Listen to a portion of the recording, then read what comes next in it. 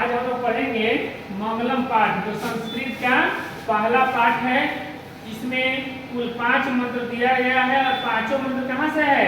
उपनिषद से लिया गया है। उपनिषद की चर्चा वैदिक साहित्य के अंतिम भाग में दर्शन शास्त्र के सिद्धांत से लिया गया है। तो मंगलम पाठ में कुल कितने मंत्र है?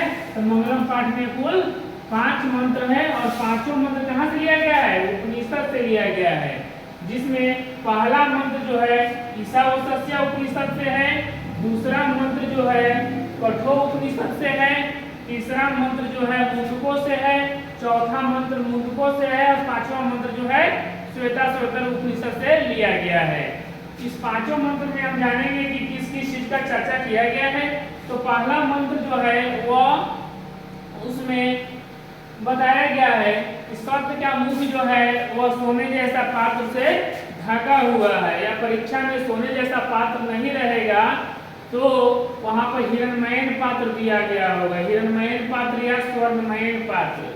ठीक है ना? तो पूछेगा कि सत्य का मुख किससे ढका हुआ है? तो सत्य का मुख सोने जैसा पात्र से या हिरण्मयन पात्र से या स्वर्णमयन पात्र से ढका हुआ है। दूसरा में कहा गया है कि आत्मा का निवास स्थान मनुष्य के हृदय रूपी गुफा में है। आत्मा का निवास स्थान कहाँ है? मनुष्य के हृदय रूपी गुफा में है। आत्मा का स्वरूप कैसा है? पूछेगा आत्मा का स्वरूप कैसा है? तो आत्मा का स्वरूप अणु से भी सूक्ष्म और महान से महान है। अणु से भी सूक्ष्म और महान से महान है। तीसरा में कहा गया है कि हमेशा सत्य की जीत होती है, सत्यमेव जयते। क्या जी? सत्यमेव जयते, यानी हमेशा सत्य की जीत होती है और असत्य का हार होता है।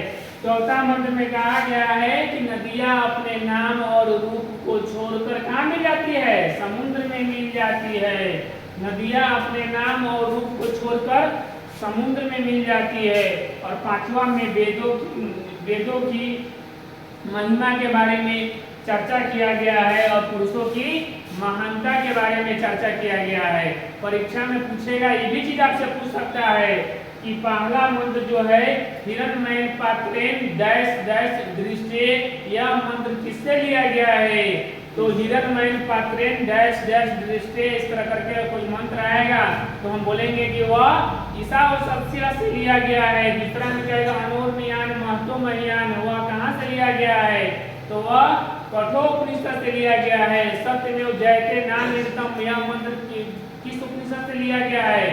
तो वह मुंडकों से लिया गया है। उसके बाद कहेगा यादा नदी समुद्र की बात करेगा, तो जिसमें नदी और समुद्र की चर्चा होगा वह हमारा चौथा मंत्र होगा। और वेदों की महिमा और पुरुषों की महानता की चर्चा होगा, वह मंत्र हमारा पांचवा होगा। तो आज हम लोग मंगलम पाठ में इतना ही पढ़ेंगे। धन्यवाद।